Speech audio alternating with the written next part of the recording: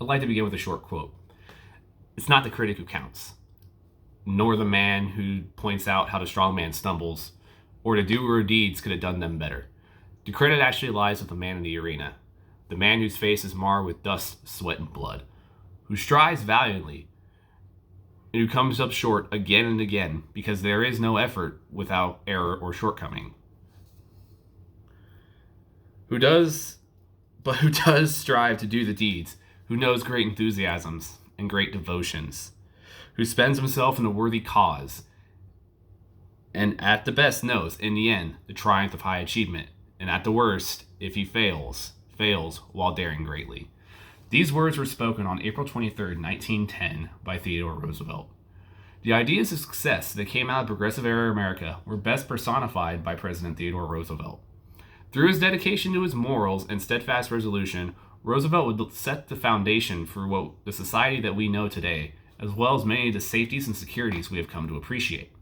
As a student of history, I have always found that this era of time in America helped establish our story the best and provide us on the path to success that we know today. Roosevelt drew his success from three key areas: a square deal for all Americans, a bulldog attitude that wouldn't take no for an answer, and a steadfast dedication to something he coined the strenuous life. Now that we've discussed some of these ideas of success that Roosevelt had, let's go ahead and dive further into how he applied them to his presidency. Roosevelt's good friend Jacob Riis would quote him as saying, "I'm neither for labor nor capital. I'm for the decent man over the selfish, and the indecent man who won't act squarely." During his presidency, Roosevelt was the first U.S. president to truly enforce the Sherman Antitrust Acts, which would gain him the nickname the Trustbuster. As a result of this, he proved his dedication to fighting for the common man over big business and showing that capital wasn't what truly mattered. His actions in the Northern Securities merger of 1901, which he prevented, would show he was willing to defend equal competition in business, as well as his actions in the anthracite coal strike of 1902, would show that he was willing to fight for the regular man over business interests. Sidney Milkus at the University of Virginia would note that Roosevelt's actions would provide better health and welfare to society, as well as better economic and social justice. But to act on these morals, one must be able to use to assert themselves with great strength. In 1883, Roosevelt would suffer a double tragedy in his life: the death of his wife and the death of his mother in the same day.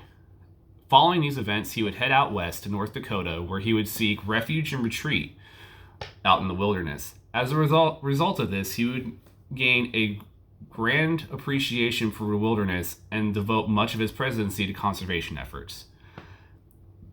During his presidency, he would sign more than 1,000 executive orders, over 10 times that of his predecessor, ranging from civil matters to a lot of land appropriation for his conservation efforts, which drew the ire of many in Congress.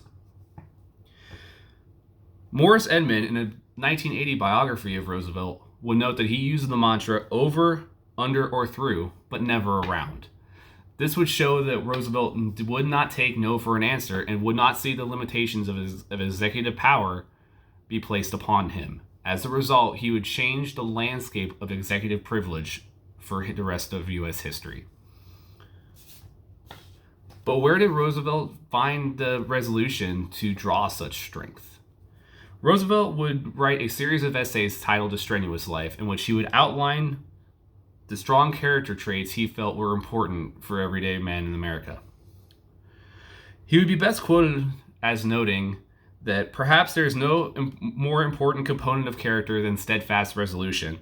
The boy who is going to make a great man must make up his mind, and not merely to overcome 1,000 obstacles, but to win despite of 1,000 repulses and defeats.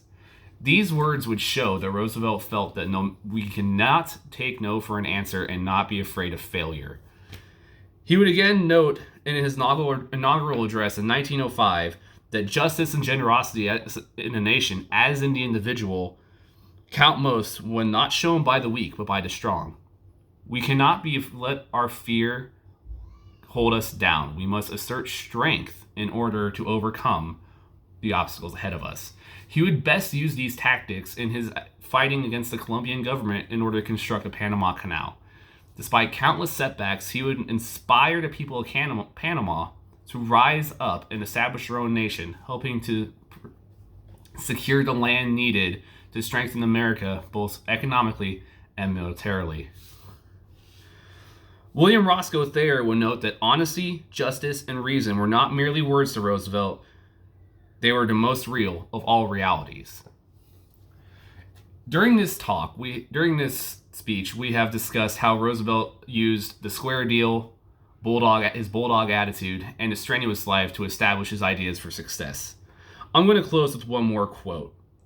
Roosevelt, speaking on the future of our country and the legacy we leave behind, stated, "We must show not merely in great crisis, but in everyday affairs of life, the qualities of practical intelligence, courage, hardihood, and a devotion to the lofty ideal of the Republic, something that we all must hold dearly today."